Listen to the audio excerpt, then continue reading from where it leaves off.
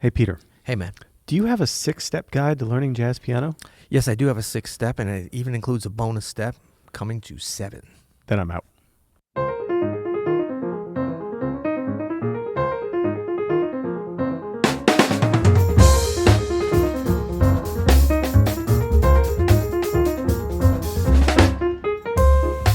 I'm Adam Maness. And I'm Peter Martin. And you're listening to the You'll Hear It podcast. Daily jazz advice coming at you. Like literally today is daily jazz. I mean, this is Jazz Advice 101. Exactly. We got going on. Or 107. 107. 707. We have our famous 7-step guide to learning jazz piano. Is it famous or is it infamous? It's both. Okay. You know what's funny about this? We actually did a podcast about the impetus. I'm pointing. A lot of pointing for our going. listeners. I'm pointing back. accusatorily at him. No, we have a podcast about the impetus of this, which was a terrible blog we found about. We threw a lot of shade. Oh man, but it was bad. It was so well. It was deserving. That was a sloppy. And oh man, it was wrong. It was, and you were like, "This is so wrong. I'm going to make my own." Exactly, and you did, and it's awesome. I know. Now I would invite anyone. I would challenge it. Look, mine's not perfect. I'm going to put it out there, but I would challenge someone to come along and break down mine if you don't like it. Yeah. So now I'm getting a little accusatory against our audience. Let's bring back the love. No, break it down on your award-winning podcast. Yeah, exactly. And it's Grammy week. Let me go get my Grammy certificates out. Do they have a podcast for Grammy podcast? They have a Grammy for podcasts. Sorry. Ooh! I like that. I like your eyes lit up just now. I'm sure there's a Grammy podcast, but you kind of got an arch in your back, bro. You can get a Grammy for a solo. So that's right. I'm just saying. Surely this is better than a solo. Well, some. Okay, so let's check this out. So this is a 7-step guide to learning jazz piano. You can actually just go to Open Studio. No, you can just go to Google and just search 7-step guide to learning jazz piano if you forget. Yeah, we'll also put the link here. We'll put the link here in the description. Yeah. But basically, what I wanted to do with this was really just kind of get out a little bit more information and demystify learning jazz piano, since some other people had put up some whack material. And look, if you go through this guide, this will just sort of start you on the journey. But I also think it gives a nice kind of framework for, look, you have to be able to kind of know a little bit about piano. I'm not giving you 7 steps to finding middle C. It's not about that. But if you can play a little bit of piano and get around on a little bit of basics, this will give you the framework where you can really start to jump in and, either take with a teacher or listen, or really even do it yourself, go through one of our Open Studio courses. There's a lot of different options, but I think what we tried to do was really hit the important elements of that beginner jazz stuff. But you know what, man? Everything here, all 7 of these are so fundamental that I'm just looking through this now as a professional jazz pianist, and I'm like, oh yeah, I should brush up on some of these things. And you know what I mean? Like the way that you've presented it is very interesting and gives me some ideas on things to practice, which is what I'm always looking for. Yeah. I could take these at a fundamental level and work them through in a way that gets more and more complex because I know how to do that. And I think for good players, check this out and steal some practice ideas. Well, and I wanted to make it it's funny because even though I've been playing jazz for so long and working at it, I'm still like, wow, it's so hard in some ways. That beginning place. And look, this could be like you're a horn player and you're kind of just like getting into piano, or you're a singer or you're a classical player, whatever. But like that, especially if you're listening a lot, like you can actually jump in at the piano, unlike a saxophone or something. I mean, you can't. There's 7 steps to just putting your mouthpiece together. Another piano, thing, you can kind of jump right in. Another thing to consider, even if you're a good jazz pianist, go through this list and ask yourself, can I do this in the key of G flat? Ooh, hello. Can I do this in the key of B? Hello, #real talk. Can I do this on a D sharp half diminished chord? Right. All of these things that you have in here, if you can't do it on those harder keys, then you're not totally there yet. You got to get it going. Yep, yeah. And for sure, this is fundamental stuff. So it's not just basic. I think fundamental implies just the simple and basic, and it is, but it's also fundamental for everything at every level. So I love that idea of different places you can go with it. All right, let's dive in. Okay. So, number 1. Listen. Okay, there we go. We stay consistent, buddy. And done. Yeah, we might be wrong, but we're strong and wrong.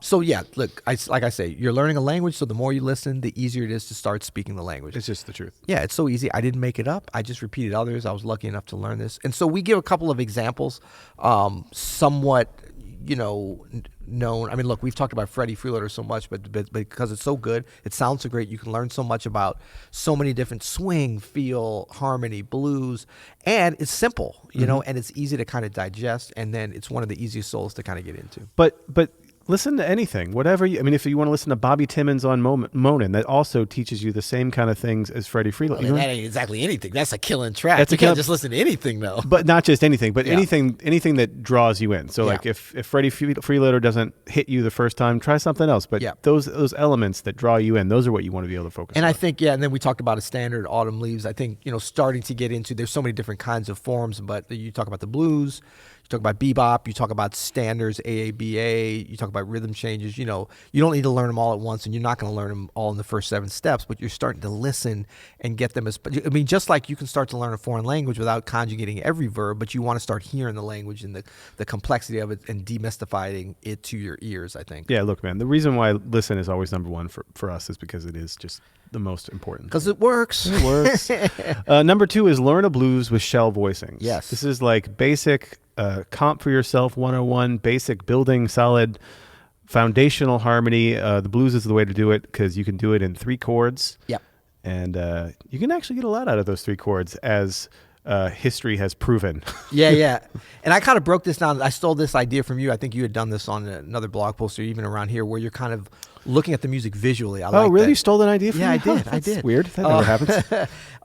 But I mean, it's like, as opposed to thinking about the bar lines, thinking about it like a little bit of math, how you get to those 12. And that's just space and time, and really you could take this, you can look at it in the, do I have it in? Yeah, I have it broken down later on kind of by measures, like with the C Jam blues or whatever it is, the C7 with those arpeggiated ideas. Yeah. And then you're also taking the more abstract where it's not visual, you're just listening to it. The thing is to take it out in as many ways as you can, mostly with the listening, but a little bit of visual stuff so that you're giving your brain and your ears and your hands a way to connect in a number of different ways. The same way you'd learn directions to get somewhere more, not just from the map, not just visually, not just sound. Yeah. You want to pull them all together. Yeah, and what's great about this number 2, what you have here, learn a blues with shell voicings, is not only are you learning the form of the blues, but you have these basic root and shell voicings, right? Where you have the root and you have the 3rd and the 7th in some combination. Yep. And so this is the foundation of basic piano voicings. Yeah, and this one too, I liked it because I wanted to give everybody something to jump in that they could actually play these 3 chords, these 3 shells, and then start to put them together depending on your understanding of the sound. Should I play them for them? Hit them up with a little root and shell. A little on the key station. A little on the Big key shout out to station. M Audio. Don't know why, but okay. So here's the C7. Woo! Oh, gnarly sound. Sorry about that. So we've got the root, 7, and the 3, and it sounds like we're about to take off on some sort of crappy space station. We'll fix that in post. Yeah. Okay, good. But yeah, so these are like, I mean, look, this is not the greatest sounding chords right here, but they do sound pretty good on a piano or a better sound. And like the other thing is, once you start to get, like this is the quickest way to get into something that kind of sounds like jazz, right? Yep.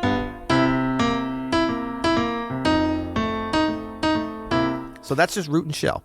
And it's a cool concept. And then everything later on you're going to learn builds off of that. I love like kind of progressive, keep it in your wheelhouse, add a little bit, because you're going to be talking about groove and all the things that the blues sound, all the stuff that you're getting from your listening. It's almost like we planned this out. We did. Number 3.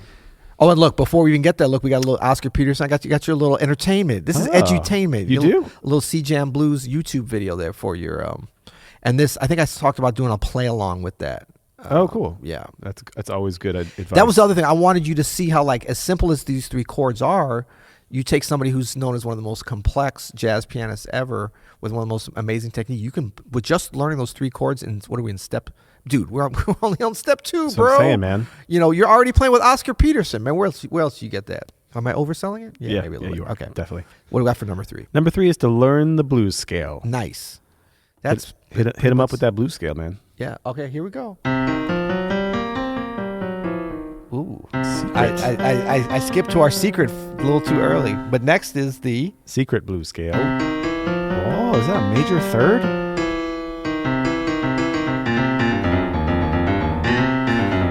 Hey, look. The blues scale is probably, if you're interested in jazz, it's probably the first scale you've learned to try to improvise with, and it should be for a reason, because you can play it over a lot of things. Again, if you're an advanced player, try the blues scale in like G flat. Yep. You know what I mean? Someone called Have You Met Miss Jones in G flat the other day. And I pulled out the blues scale, and I had to think about it for a second. I was like, oh man, I got to shed this blues scale in G flat.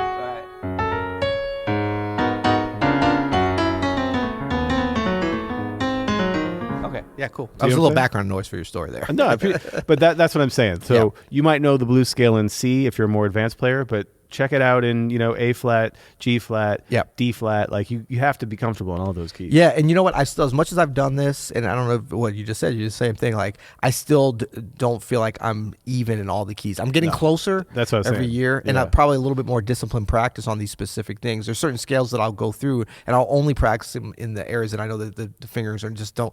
Like I can play them and I know them, but I don't know them. They don't like sit on the hands like you can rip through the G one. Exactly. Yeah. Yep. All right. Number 4. So now we're getting into I actually like learning a tune. So this is just the whole concept is like we're jumping in and we're not really learning any theory beyond the kind of, what I call the blues math up there with figuring out. And that's really more about how it feels and lays within the form and the groove of the actual blues form. But just that basic dominant chords, we're not worried about harmony, theoretical harmony and all that stuff. And obviously we're not going to be able to play the C jam blues like Oscar Peterson, but Speak for yourself. We're gonna get the feel like that you can get, and that's what I want people to know is like you can get that feel. Just like if you watch, LeBron James play basketball. If you learn the basics of basketball and can dribble and stuff, you're never gonna be able to play like LeBron James. Again, speak for yourself. But you can play the same sport as LeBron James. Maybe you keep. I don't know, man. When I play basketball, it doesn't look anything like LeBron James. ABD, always be dribbling. But I mean, the thing is, you'd be surprised at how quickly you can get to the point where you're playing on the same court in the same sport, recognizable as that. So that's what we're trying to get you here is just learn the C jam blues so you can start to grab not all the incredible lines that Oscar plays, that's for later, but the feel. Well, and notice too, if you go to the blog post and you check out this number 4, Learn the C Jam Blues, there's not a chart or a lead sheet of the C Jam Blues. No. There's a recording of Louis Armstrong playing the C Jam Blues, which I think is brilliant because, again, what do we want to do first? Listen. That's right. And then we want to imitate. So we're learning this just like you learned your mother tongue from your mother or father or the grandmother, grandfather, whoever the adult was around when you first learned to talk before you can remember. You imitated, and then you tried stuff out. And what a great way. So I say, here's a great Louis Armstrong version. See if you can learn the melody by listening and imitating. Hint, the melody consists of just 2 notes, G and C. So it seems so easy, but and it actually is if you get into that really organic, intuitive mindset. Yeah. Just imitate the way Louis Armstrong played. Totally. Don't do the way I say to do it. Don't do it the way Adam says. Do it the way Louis Armstrong, because he was pretty good. Dang right. Yeah. So number 5 is to learn the jazz arpeggio. Peter, hit him up with an old school arpeggio. Old school. We're going old school. It's so boring. Boring. But in jazz, we go all the way up to the 9th degree with our arpeggios. Oh, you went dominant with it too. Well, that's what I got in the example there. So this is a handy dandy tool, if I must say so myself. It's Yeah. really, really useful. If you know a scale and you know the arpeggio that goes with it, you can go, that's everything. Handy dandy. Little House on the Prairie called. They want their phrase back. That's literally, once you know the scales and the arpeggios, that's like all you can do. That's right. This is what we build melodies off of, right? Yeah, this is such an important element. The 2 most important elements are scales and arpeggios to build melodies. So don't sleep on the jazz arpeggio. Yeah, and we should get a little like TM, like a ding. Yeah. Trademark jazz arpeggio. PM. Exactly. I think that, we've given you a scale, obviously the blues scale. We're not even getting to the dominant scale because I think first the arpeggio is so useful for beginner improv and like you'll start to hear even some things that Louis Armstrong plays on there and Oscar Peterson, if you can kind of track that use that element, which is a fun thing. And I like it going up to the 9th from the beginning because why not? Sounds good, man. Yeah, get it in there. Number 6, you have combined the jazz arpeggio and the blues scale. Okay, so now we're actually going to have what sounds like what could be an improvised solo using just these 2 things. Why don't you give them a little jam? Okay, so yeah, and then what I wanted to do was we had you do some listening and imitating with the melody, but here I'm giving you some notes written out, because I know a lot of people like those, and ideally you'd learn this by ear, but it's all good because you're starting to get the feel, So this is like 1, 2, 3, 4. Oops, I messed up. 1, 2,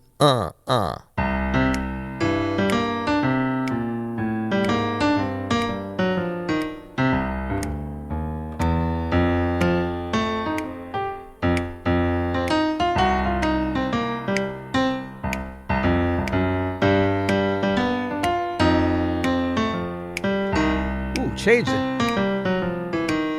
Changed it up a little bit. It's a all little good. interpretation Little interpretive dance there on the. Is that an original solo? That key station is it's very unoriginally original. Yeah.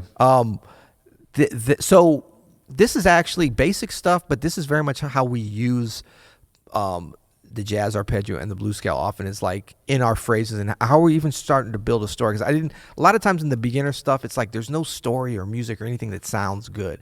And just because we're basic doesn't mean we can't start doing things correctly and interesting. No, it's a great exercise you wrote out. Just to be clear, that is like a written exercise that Pete wrote out. I wonder if you could give him a little something extra.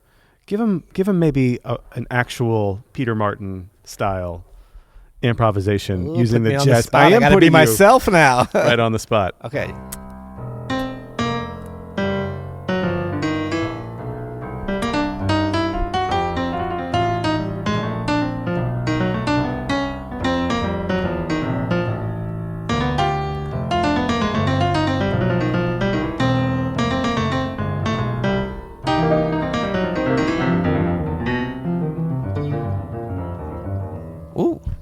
Join me on a little improv there. I like that. Little arpeggio blues scale improv. Yeah, nice. Yeah. Just playing around on a little bit.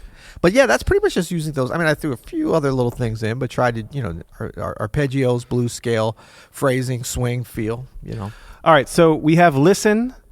We have the blues with shell voicings. We have the blues scale. We have the C-jam blues. Yep.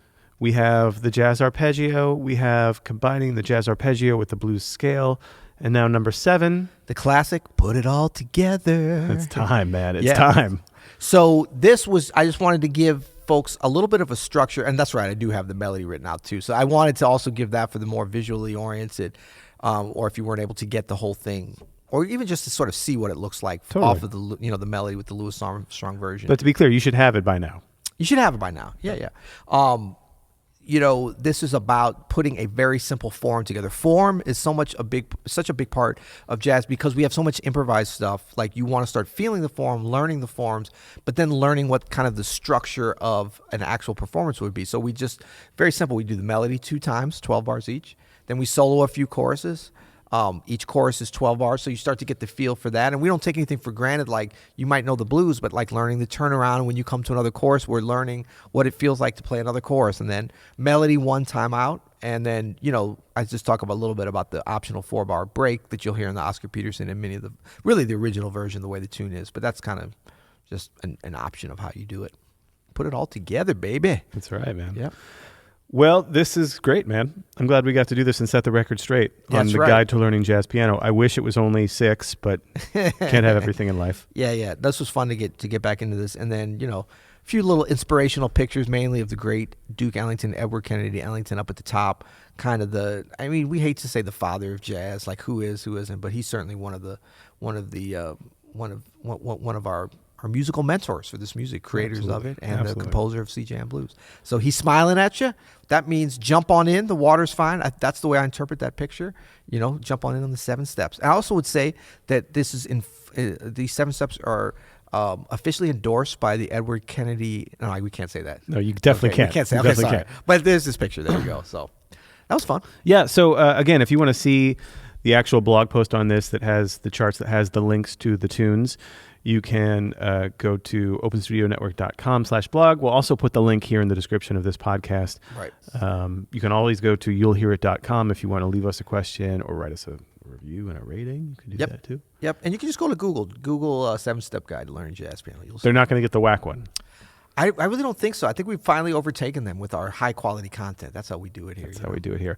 And by the way, hey, we still have we're still accepting submissions for some exit music for the podcast that we're going to start next week. Outro music. If you have a track that you want to hear at the end of one of our podcasts, send it to Andrew at openstudionetwork.com. That's Andrew at openstudionetwork.com. He's fielding all of your MP3s, and we're going to put them on the end of some episodes next week. Sounds good. Well, until tomorrow, you'll hear it.